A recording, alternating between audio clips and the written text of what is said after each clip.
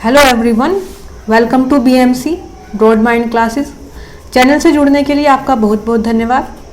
अगर अभी तक चैनल सब्सक्राइब नहीं किया है तो प्लीज़ कर लें और आने वाली वीडियोस के नोटिफिकेशन के लिए बेल आइकन भी ज़रूर दबा लें। हमने लास्ट क्लास में कर लिया था अकाउंटिंग का मीनिंग, कंप्लीट हो चुका था फर्स्ट वीडियो के अंदर। उसके बाद हमने कॉन्सेप्ट और प्रिंसिपल्स को भी डिटेल में किया था, अलग अलग वीडियोस में किया था, किस तरह के क्वेश्चन बनते हैं ये भी कंप्लीट हमने कर लिया था। आज हम करने वाले हैं नेक्स्ट टॉपिक हमारा अकाउंटिंग इक्वेशन। अगर आपने पहले वाली वीडियोस नहीं देखी हैं तो प्लीज़ पहले प्लेलिस्ट के अंदर जा करके उन वीडियोस को जरूर देख लें, क्योंकि उनके बिना फिर ये आगे बेस नहीं बन पाता है। हम आगे क्या करने वाले हैं उसको आप समझ नहीं पाएंगे।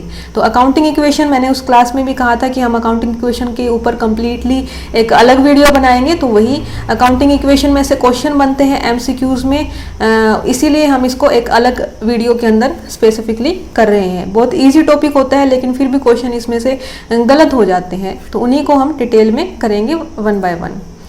तो फर्स्ट ये है कि accounting equation is concerned with assets and liability. तो अकाउंटिंग इक्वेशन जो है वो असेट्स एंड लायबिलिटीज से रहती है, जैसे कि हमारी जो बैलेंस शीट होती है कंप्लीट, उससे हमारी अकाउंटिंग इक्वेशन कंसर्न करती हैं। तो असेट्स के अंदर जैसे कि हमें पता है कि ये सब चीज़ें असेट्स का पार्ट होती हैं, फिर भी एक बार के लिए हम पढ़ लेते हैं। जैसे कि cash in hand, cash at bank होती हैं। उसके बाद बिल्स रिसीवेबल होते हैं, जैसे कि जो डेटर हैं उन्होंने हमें एक बिल ऑफ एक्सचेंज लिख करके दे रखा, तो वो बिल हमें रिसीव हुआ तो वो बिल रिसीवेबल के अंदर आ जाता है, जो डेटर्स को कि डेटर्स के अकॉर्डिंगली वो अलाउ किया जाता है। उसके अलावा प्रीपेड एक्सपेंसेस होते हैं, ऐसे एक्सपेंसेस जो हमने पहले से ही पे कर दिए हैं वो भी हमारी एक एसेट्स का हिस्सा होते हैं। उसके बाद हैं डेटर्स, ठीक है। जो डेटर्स कौन होते हैं? जो हमसे सामान उधार पर लेके गए हैं, आने वाले टाइम में हमें पेमेंट करेंगे, तो वो भी हमारी एसेट्स होती हैं। नेक्स्ट है स्टॉक। तो स्टॉक हमारा क्लोजिंग स्टॉक है या नॉर्मल स्टॉक, जो भी हमारा एट द एंड बचा हुआ है क्लोजिंग स्टॉक ही, जिसको हम इंक्लूड करते हैं। हमारे पास कितना है तो वो कंप्लीट आ जाता है। इसके अंदर जो वर्क इन प्रोग्रेस है, जो रॉ मटेरियल है, वो सब कुछ भी स्टॉक के अंदर इंक्लूड रहता है। साथ में ऑफिस इक्विपमेंट है, आपका फर्नीचर है, ये एसेट्स आ जाती हैं। उसके साथ पेटेंट, कॉपीराइट, गुडविल, जो इनटेंजिबल एसेट्स होती हैं वो भी एसेट्स का अंदर ही लिखी जाती हैं। उसके साथ मशीनरी है, बिल्डिंग है, लैंड है, तो ये सारे के सारे किसका पार्ट होते हैं? हमारे एसेट्स का एक पार्ट होते हैं। उसके बाद आती हैं लाइबिलिटीज़। कौन सी? तो लाइबिलिटीज़ के दो पार्ट होते हैं। फर्स्ट इज़ आउटसाइड लाइबिलिटीज़, जो हमने कहीं से लोन लिया होगा, इस टाइप की जो लाइबिलिटीज़ होती हैं वो आउटसाइड के अंदर आती हैं, ओनर की खुद की नहीं है।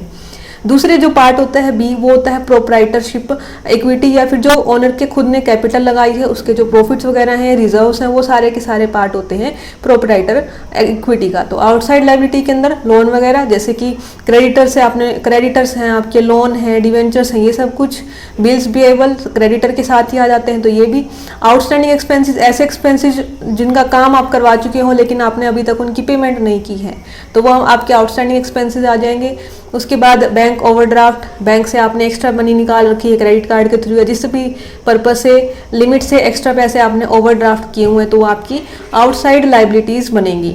उसके साथ ही प्रोप्राइटर के अंदर जैसे कि कैपिटल है, ठीक है, कोई भी कैपिटल हो, चाहे वो इक्विटी शेयर्स हो या प्रेफरेंस शेयर हो, वो सारा ही इसका पार्ट होते हैं। उसके बाद है रिजर्व्स हमारे, एंड देन सरप्लस। तो अकाउंटिंग इक्वेशन क्या शो करती है कि असेट्स हैं एंड जो लाइबिलिटी साइड है बैलेंस शीट की, दोनों साइड की सेम होती है। तो वही कि हम क्यों वो सेम होती है, क्या अगर कोई भी एक चीज़ के अंदर चेंजेस होते हैं तो दूसरे के ऊपर क्या इफेक्ट पड़ता है या क्या इफेक्ट नहीं पड़ता है, उनको हम स्टेप वाइज पढ़ेंगे। कंप्लीट 9 हमारी इक्वेशंस आएंगी जिनको हम आगे की स्लाइड्स में करेंगे। जैसे कि ये होता है, ये भी सिंपली, बहुत सिंपल अगर इसमें से क्वेश्चन बनता है तो वो ऐसा ही बहुत बार बनता है कि इनमें से आपको 3 ये दी हुई होंगी, साथ में एक कुछ और दे दी जाएगी, एक इक्वेशन कुछ अलग डाल दी जाती है, जैसे कि capital is equal to assets plus liabilities लिखा हुआ है।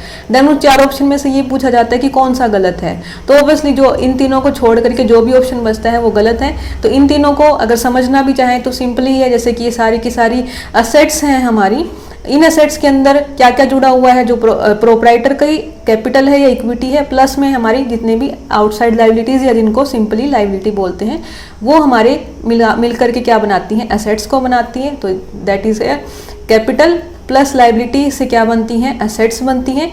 सेम वही इसी इक्वेशन को चेंज करके देख लो, कैपिटल यहाँ आ गया, एसेट्स यहाँ आ गया, तो एसेट्स में से अगर लायबिलिटीज को कट कर देंगे तो क्या बच जाएगी? कैपिटल बच जाएगी। सेम सिंपल ही है इसके जैसा ही कि लाइबिलिटीज़ को अगर निकालना है तो असेट्स में से कैपिटल को माइनस कर दो, आपकी लाइबिलिटीज़ बच जाएंगी। तो ये इक्वेशंस सिंपल, बहुत सिंपल इसमें से क्वेश्चन बन जाता है कि ये 3 आपके सामने लिखी होंगी, एक और इक्वेशन कुछ भी प्लस माइनस ऐड करके दे देंगे या कुछ और ऐड कर रखा होगा तो वो गलत हो जाती है।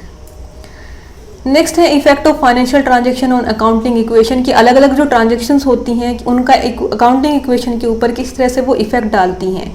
तो जितनी भी बिजनेस ट्रांजैक्शंस होती हैं कैन बी एनालाइज्ड बाय और expressed in terms of its effect, मतलब उनको एनालाइज कर सकते हैं कि उनका इफेक्ट क्या रहेगा बैलेंस शीट के ऊपर। जैसे कि हमारी जो ये कंप्लीट हमारी इक्वेशन है, जो हमारी तीनों इक्वेशन है, अगर हम कुछ भी चेंजेस करते हैं, हमारी कोई भी बिजनेस ट्रांजैक्शन होती है तो उसके ऊपर क्या इफेक्ट रहेगा बैलेंस शीट के ऊपर, तो ये हम देखते हैं बिजनेस ट्रांजैक्शन के इफेक्ट के अंदर। साथ में वट एवर में भी चेंजेस, कोई भी चेंजेस होते हैं तो उसकी वजह से अकाउंटिंग इक्वेशन का जो बैलेंस है वो सेम रहेगा। ठीक है, जैसे कि यहाँ पर है तो यहाँ पर असेट्स का बैलेंस प्लस ये लायबिलिटी साइड का complete balance including capital also क्या रहेगा, दोनों का सेम रहेगा। जैसे कि बैलेंस शीट का हमें पता है कि दोनों साइड का सेम बैलेंस हमें रखना होता है। तो कितने भी चेंजेस हो जाएं अकाउंटिंग इक्वेशन के ट्रांजैक्शंस के जितने भी इफेक्ट आएंगे उनकी वजह से बैलेंस के अंदर चेंजेस नहीं आएंगे। बैलेंस अगर ज़्यादा होगा तो दोनों साइड का ज़्यादा होगा, कम होगा तो दोनों साइड का ही कम होगा। तो उनको आगे वाली स्लाइड्स में देखेंगे कई बार क्या होता है कि दोनों साइड इफेक्ट नहीं पड़ता है, वो हम आगे देखेंगे। Next different type of business transaction में रिजल्ट इनटू मैक्सिमम 9 पॉसिबल। तो ये कुछ मैक्सिमम इससे ज़्यादा भी होते हैं, कई बार उन्हीं को थोड़ा सा उल्ट फुल्ट करके दे देते हैं। मेनली जो है ये 9 पॉसिबल इफेक्ट होते हैं, कॉम्बिनेशन है अलग अलग टाइप के कंपोनेंट्स के, जिसमें को हम इन 9 के 9 को हम 1 बाय 1 आगे पढ़ने वाले हैं, जिनका इफेक्ट बैलेंस शीट के ऊपर किस तरह से पड़ता है वो 1 बाय 1 करेंगे। तो फर्स्ट इफेक्ट है हमारा इंक्रीज इन वन असेट्स, की एक असेट्स के अंदर इंक्रीमेंट होगा and decrease in another assets, तो दूसरी असेट्स के अंदर कमी आ जाएगी और इसकी वजह से कैपिटल साइड में कोई भी चेंजेस नहीं होगा। तो इसमें जैसे कि एग्जांपल है, ये एक एग्जांपल है, हम ये आगे वाली स्लाइड्स में भी इसी को लेकर के चलेंगे मोस्ट ऑफ, कि हम आपकी लायबिलिटी साइड के अंदर गिवन है कैपिटल और कैपिटल है आपके पास 1 लाख। ठीक है, 1 लाख की आपने कैपिटल लगाई, देन वो कहाँ चली जाएगी, असेट साइड में कैश में चली जाएगी, क्योंकि आपने इसको सेम पिछली क्लास में भी यही एग्जांपल हमने लिया था कि 1 लाख की कैपिटल लगाई है ओनर ने और अपने पर्सनल अकाउंट से उसने ट्रांसफर कर दिए थे बिजनेस के अंदर पैसे, तो वो कहाँ चले गए, कैश में असेट्स की तरफ आ गए हैं। देन क्या हुआ, कुछ चेंजेस होंगे, अब तक बैलेंस ठीक है, दोनों 1 लाख है। उसके बाद क्या होगा, ट्रांजैक्शन आएगी, एक नई ट्रांजैक्शन हुई तो कि उसने क्या किया, बिजनेस ने एक फर्नीचर को खरीदा है। कितने का फर्नीचर है, दैट इज 40,000, और किस में खरीदा है, उसने कैश में खरीदा है। कैश में खरीदा है 40,000 का मतलब 40,000 रुपये अब चले गए। तो क्या करेंगे, कैश वाली साइड से 40,000 रुपये गए, वहीं पर ही असेट्स की साइड में ही क्या हो गया, एक नई चीज कि फर्नीचर आ गया है, प्लस हो गए हैं फर्नीचर के अंदर 40,000 कि फर्नीचर ऐड हो गया 40,000 का, और वहीं पर ही कैश माइनस होगी 40,000 की। ये दोनों का इफेक्ट जो था वो यहीं का यहीं रह गया, -40,000 एंड फर्नीचर बढ़ गए +40,000। इसका इफेक्ट कैपिटल साइड में बिल्कुल भी नहीं हुआ। लेकिन अगर हम बैलेंस की बात करें तो बैलेंस दोनों साइड का सेम है, इस साइड का भी 1 लाख है और इस साइड का भी अभी तक 1 लाख ही है, क्योंकि यहाँ पर -40,000 हो गए हैं और इस साइड प्लस हो गए हैं। तो ये था फर्स्ट इफेक्ट। नेक्स्ट है increase in one liability and decrease in another liability. दोनों का ही क्या है, कह रहे हैं कि दोनों लाइबिलिटी के ऊपर ही इफेक्ट पड़ा है, एसेट साइड में कोई चेंजेस नहीं होंगे। ऐसी एंट्रीज कब हो सकती हैं, जैसे कि बिल ऑफ एक्सचेंज इशू किया गया है टू क्रेडिटर्स, कि क्रेडिटर जो थे आपने उनको बिल ऑफ एक्सचेंज इशू कर दिया है। उससे क्या होगा कि उनको एक सिक्योरिटी मिल जाती है, वो बिल्स पेबल के अंदर चले जाएंगे। बिल्स पेबल के अंदर जाएंगे तो 20,000 रुपीज़ थे। ये वाली एंट्री ठीक है, सेम ही है, 1 लाख है, 1 लाख है, इसको हमें अभी नहीं देखना है, क्योंकि यहाँ पर अगर ये 20,000 है तो इनके अंदर कुछ ना कुछ चेंजेस हो रहे होंगे। तो यहाँ पर क्या है, बिल्स पेबल है, क्या होंगे, प्लस के 20,000, कहीं ना कहीं से अगर पहले वाले होंगे तो इस साइड भी कुछ ना कुछ होगा उनका इफेक्ट। तो बिल्स पेबल क्या होंगे, बढ़ जाएंगे आपके 20,000 से, और जो क्रेडिटर होंगे पहले उनमें से क्या हो जाएंगे, माइनस। तो यहाँ पर इफेक्ट क्या रहेगा, दोनों का साइड, इसमें असेट्स के ऊपर कोई इफेक्ट नहीं पड़ेगा, ओनली लायबिलिटी साइड इफेक्ट रहेगा कि बिल्स पेबल बढ़ जाएंगे और क्रेडिटर आपके कम हो जाएंगे। असेट साइड में कोई इफेक्ट नहीं आएगा। इसमें क्वेश्चन भी इसी तरह से पूछते हैं कि आपको एक ट्रांजैक्शन दे दी जाएगी, जैसे कि सेम ऐसी ट्रांजैक्शन आपको दे दी, उसका ये पूछते हैं कि इसका इफेक्ट कहाँ रहेगा, क्या एसेट्स के अंदर इंक्रीमेंट होगा या नहीं होगा, या उनके दोनों का सेम बैलेंस जो है बैलेंस शीट का जो बैलेंस है उनके अंदर बढ़ेंगे, मतलब बैलेंस जो है वो इंक्रीज हो जाएगा, बैलेंस डिक्रीज हो जाएगा। तो इस तरह से क्वेश्चन बनते हैं। इनकी क्वेश्चन की प्रैक्टिस भी हम करेंगे, और इनकी पीडीएफ अगर आपको चाहिए तो उसके लिए टेलीग्राम चैनल को भी ज्वाइन कर लें, लिंक जो है डिस्क्रिप्शन में आपके गिवन है। तो साथ में जैसे ही अपने फाइनेंशियल अकाउंटिंग के 10 लेक्चर पूरे हो जाएंगे वैसे ही आपको क्वेश्चन की भी पीडीएफ दी जाएगी, और हम यहीं पर वीडियो के अंदर क्वेश्चंस को डिस्कस भी करेंगे। तो यही क्वेश्चन इसमें से बनते हैं कि आपको एक ट्रांजैक्शन दी जाएगी और उसके इफेक्ट का पूछा जाएगा कि असेट्स पर क्या इफेक्ट हुआ, लाइबिलिटीज पर क्या इफेक्ट हुआ, और तो जो टोटल बैलेंस है उसके अंदर इंक्रीमेंट हुआ है, डिक्रीमेंट हुआ, जो भी होगा वो उसके बेसिस पर पूछा जाता है। नेक्स्ट है increase in one item of proprietor equity, मतलब प्रोप्राइटर की इक्विटी या जो कैपिटल साइड है उसके अंदर बढ़ जाएंगे, और वहीं पर ही उसी कैपिटल साइड के अंदर ही एक चीज के अंदर डिक्रीज हो जाएगा। तो ये कैसे होगा कि आपने क्या किया, इक्विटी शेयर्स थे आपके पास, आपने उनको कन्वर्ट कर दिया प्रेफरेंस शेयर में। सेम प्रोप्राइटर की इक्विटी के अंदर चेंजेस हो रहे हैं, 1 लाख रुपीज का ही है, तो सेम वही था आपके पास, कैश असेट साइड में कोई चेंजेस नहीं होंगे, जो पहले के थे वही रहेंगे। लेकिन कैपिटल साइड में आपके क्या हो जाएंगे, इक्विटी शेयर्स थे 1 लाख के, वो माइनस हो जाएंगे। अब इक्विटी शेयर को आपने चेंज कर दिया है प्रेफरेंस में, तो ये -1 लाख, और प्रेफरेंस शेयर के अंदर प्लस का 1 लाख हो जाएगा। ओनली लाइबिलिटी साइड में इफेक्ट हुआ है, असेट साइड में कोई भी इफेक्ट नहीं हुआ है। तो यहाँ पर इस तरह से ये इफेक्ट को हम देख रहे हैं। नेक्स्ट है increase in one item of proprietors equity, मतलब कि कैपिटल के अंदर कुछ ना कुछ चेंजेस आएंगे, वहीं पर ही डिक्रीज हो जाएगी लाइबिलिटी। तो इंक्रीज होंगे प्रोप्राइटर के अंदर और डिक्रीज होंगे लाइबिलिटी के अंदर। तो सेम यहाँ पर भी असेट्स के अंदर चेंजेस होंगे, और लाइबिलिटीज के अंदर चेंजेस होंगे, और असेट्स के अंदर कोई भी चेंज नहीं होगा, जो जितनी है वो उतनी ही रहेगी। तो यहाँ पर क्या क्या चेंज हुए, हमने क्या क्या किया, इसकी ट्रांजैक्शन किस तरह से बनेगी कि इशू किए गए हैं shares to redeem debentures. Redeem का मतलब होता है कि डिवेंचर्स जो आपने ले रखे थे पहले उनको रिडीम कर रहे हैं, उनको वापस पेमेंट कर रहे हैं। डिवेंचर एक तरह का लोन होता है जो कि शेयर्स के रूप में लिया जाता है छोटे छोटे पार्ट्स के अंदर, लेकिन होता वो लोन ही है। तो आप उस लोन की रीपेमेंट कर रहे हैं एक तरह से, एक तरीके से। तो आप क्या कर रहे हो, 30,000 के डिवेंचर्स की पेमेंट करने के लिए आपने नए शेयर इशू कर दिए। ठीक है, नए शेयर इशू कर दिए तो क्या होगा, आपकी कैपिटल तो बढ़ गई ना, शेयर्स जो शेयर होल्डर होंगे वो तो आपकी कैपिटल का ही पार्ट बनेंगे। तो कैपिटल 1 लाख प्लस 30,000 हो जाएगी, और वहीं पर ही जो डिवेंचर्स रहेंगे वो डिवेंचर्स क्या हो जाएंगे, माइनस के 30,000 हो जाएंगे। तो डिवेंचर्स जितने भी होंगे उसमें से -30,000 हो गए, और इसका इफेक्ट क्या रहा, डिवेंचर्स माइनस हो गए और कैपिटल आपकी बढ़ गई। एसेट साइड में इसका कोई इफेक्ट देखने को नहीं मिलेगा। नेक्स्ट है इंक्रीज इन लाइबिलिटी, आपकी लाइबिलिटी बढ़ जाएगी और वहीं पर ही प्रोप्राइटर इक्विटी कम हो जाएगी।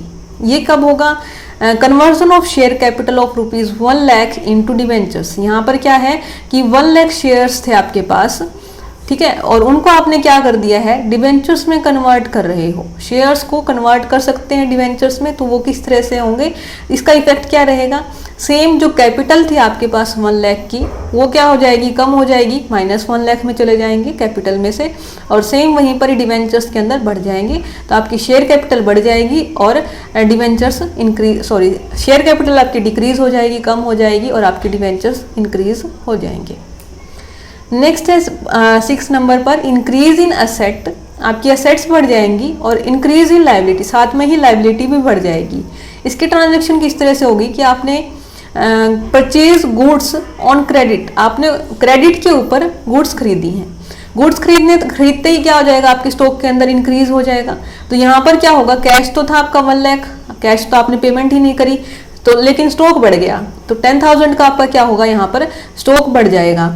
वहीं पर ही दूसरी साइड क्या हुआ, कैपिटल के अंदर कोई चेंजेस नहीं है, क्योंकि आपने ना तो नए शेयर इशू किए हैं, ना ही कुछ प्रॉफिट ऐड हुए हैं, आपके कैपिटल सेम बची हुई है 1 लाख की। लेकिन आपने क्या किया है, गुड्स को जो परचेज किया है तो क्रेडिट पर किया है। क्रेडिट पर करेंगे तो क्या हो जाएगा, आपके क्रेडिटर्स बढ़ जाएंगे, और आपके क्रेडिटर कितने से बढ़ गए हैं, 10,000 से प्लस हो गए हैं। तो यहाँ पर भी इंक्रीमेंट हुआ और यहाँ पर भी इंक्रीमेंट हुआ।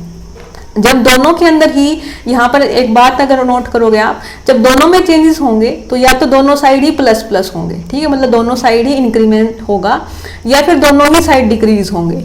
लेकिन जब एक साइड इफेक्ट आएगा उसका, जैसे कि लाइबिलिटी साइड अगर हमने जितने भी इफेक्ट देखे उनमें क्या होगा, एक पार्ट इंक्रीमेंट का होगा और एक डिक्रीज होने का होगा। लेकिन जब दोनों साइड इफेक्ट आएगा तो या तो दोनों प्लस प्लस होंगे या दोनों माइनस माइनस होंगे। नेक्स्ट है 7th हमारा कि increase in asset and increase in proprietors equity. तो यहाँ पर भी सेम है कि एसेट साइड में भी इंक्रीज हो रहे हैं और प्रोप्राइटर की इक्विटी मतलब लाइबिलिटीज या कैपिटल साइड में भी इंक्रीज हमारा हो रहा है। तो ये किस तरह से होगा, ट्रांजैक्शन जो हुई है वो ये है कि इश्यू ऑफ शेयर्स ऑफ ₹50,000। आपने नए शेयर्स, पहले आपके पास 1 लाख के थे, अब आपने क्या किया, नए शेयर इशू कर दिए हैं जो कि हैं ₹50,000 के। जैसे ही आप शेयर इशू कर दोगे तो कहाँ ऐड हो जाएंगे, आपके कैपिटल के अंदर। कैपिटल के अंदर ऐड हो गए हैं 50,000 के। वहीं पर ही असेट्स के अंदर कैश थे आपके पास 1 लाख की पहले वाले शेयर्स की, नई कैश और ऐड हो जाएगी 50,000 की। या फिर ये भी होता है कई बार कि यहाँ पर आपने नए शेयर इशू किए हैं मशीनरी खरीदने के लिए, तो सेम वही चीज़ कि कैपिटल के अंदर 50,000 बढ़ जाएंगे, कैश के साथ में यहाँ पर नीचे मशीनरी आ जाएगी और मशीनरी के अंदर 50,000 बढ़ जाएंगे। तो यहाँ पर क्या हुआ, दोनों ही साइड प्लस हुआ है। जब प्लस होगा तो मतलब दोनों साइड इफेक्ट आएगा जब दोनों चीज़ों के अंदर इंक्रीज हो रहा है। तो जिसको आप अगर समझ के करेंगे तो ठीक है, अगर नहीं समझ रहे हैं तब भी देख सकते हैं कि दोनों साइड अगर इंक्रीज है तो मतलब उसका इफेक्ट लाइबिलिटीज में भी रहेगा एंड असेट्स में भी रहेगा। नेक्स्ट है decrease in assets and decrease in liability. Same वही इंक्रीज का था, अब यहाँ पर अपोजिट आ गया है कि दोनों साइड डिक्रीज हो रहा है। जैसे कि पेमेंट ऑफ लोन, हमने एक लोन ले रखा था 15,000 रुपीज़ का, उसकी हम पेमेंट कर रहे हैं। उसकी पेमेंट करेंगे तो क्या होगा, लाइबिलिटी साइड में जो अपना लोन होगा वहाँ से माइनस हो जाएंगे। ठीक है, लोन की साइड से अपने क्या हुए 15,000 रुपीज़ माइनस हो गए क्योंकि इनकी अब हमने पेमेंट कर दी है। पेमेंट करी किसके अंदर है, कैश में की है, अगर कुछ नहीं है तो रुपीज़ के अंदर ही की हुई है, ₹15,000। तो कैश में से आपके क्या हो जाएंगे, माइनस के 15,000 हो जाएंगे। तो सेम दोनों के ऊपर सेम इफेक्ट हुआ, -15,000 एंड -15,000। नेक्स्ट है 9th हमारा decrease in asset and decrease in proprietors equity. Same वही कि दोनों साइड अगर डिक्रीज है तो इफेक्ट भी दोनों साइड ही रहेगा, लाइबिलिटी साइड भी रहेगा उसका इफेक्ट और असेट्स की साइड भी रहेगा। इसकी जो ट्रांजैक्शन बनती है वो इस तरह से है कि ड्राइंग की गई है। ड्राइंग का मतलब क्या होता है कि जो ओनर है उसने बिजनेस में से कुछ ना कुछ पैसे निकाले हैं या कुछ ना कुछ बिजनेस का सामान उसने यूज़ किया है, तो उसको हम बोलते हैं ड्राइंग।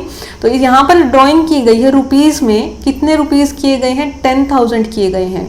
तो यहाँ पर क्या हुआ है, सॉरी फॉर द डिस्टर्बेंस, यहाँ पर क्या हुआ है 10,000 रुपीज़ मेड बाय ओनर। यहाँ पर क्या हुआ 10,000 रुपीज़ की ड्राइंग की गई है और इसकी वजह से क्या क्या इफेक्ट होंगे कि आपकी कैपिटल में से -10,000 हो जाएंगे और वहीं असेट साइड में से भी कैश में से चले जाएंगे आपके 10,000 रुपीज़, क्योंकि कैश निकाल ली है ओनर ने। तो कैपिटल में से ड्राइंग माइनस होती है, इस वजह से हमारे 10,000 यहाँ से माइनस होंगे और उसने 10,000 रुपीज़ निकाले हैं तो यहाँ से माइनस होंगे। वहीं पर अगर ये स्टॉक के अंदर से निकालता तो स्टॉक में से निकालता तो वहीं स्टॉक में से 10,000, ये वाले माइनस यहाँ से ना होकर के स्टॉक में से -10,000 हो जाते। वो डिपेंड करता है कि क्या चीज़ यूज़ की गई है। नेक्स्ट है thank you so much for watching and please like share and subscribe. Please subscribe जरूर कर दिया करें और अगर वीडियो अच्छी लगती है तो प्लीज़ कमेंट में बताएं भी, ताकि जो है मुझे भी एनकरेजमेंट मिलता रहे, मैं आपके लिए और अच्छी वीडियोज़ लेकर के आती रहूँ। Thank you.